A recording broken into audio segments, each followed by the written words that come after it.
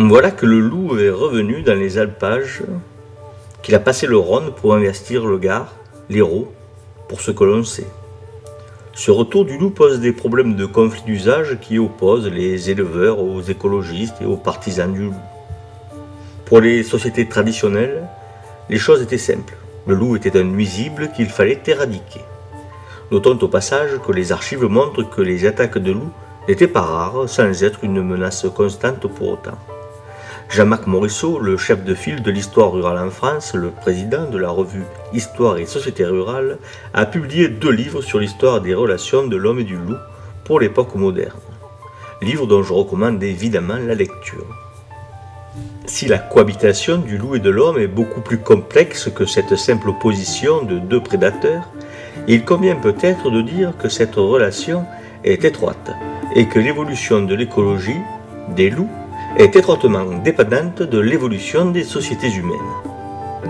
Quand il est décrit que des loups errent dans Paris au XIVe siècle par des auteurs contemporains et qu'ils se saisissent d'enfants jusque devant leurs portes, il faut comprendre qu'à cette époque, la peste noire décime l'humanité et que les cadavres jonchent les routes, les rues, et que la société est dans l'incapacité d'enterrer rapidement tous ces cadavres.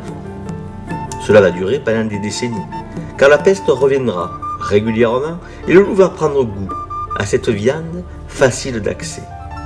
On peut imaginer, à titre d'hypothèse, que des générations de loups vont devenir des mangeurs d'hommes morts, et parfois vivants. Mais le loup est un animal intelligent, très intelligent même, qui sait son infériorité vis-à-vis de l'homme et qui ne s'attaquera vraiment qu'aux plus faibles. Le même phénomène se retrouve lors des guerres de 30 ans où le loup trouvera encore nombre de cadavres pour se nourrir et s'habituer à nouveau à la chair humaine.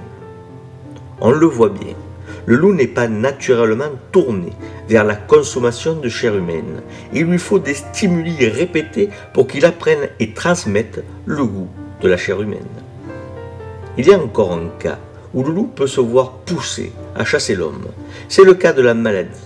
Les loups touchés par la rage deviennent comme fous et perdent leurs instincts. Ils peuvent alors attaquer n'importe qui, n'importe quand et n'importe où, quel que soit le contexte. Aujourd'hui, les relations de l'homme et du loup en France prennent un nouveau départ, mais n'oublions jamais 2 choses, voire 3. Le loup est un animal parmi les plus intelligents sur cette planète. C'est une bête sauvage, et s'il mérite d'avoir une place dans nos écosystèmes, c'est encore à l'homme de définir exactement la place qu'il doit occuper.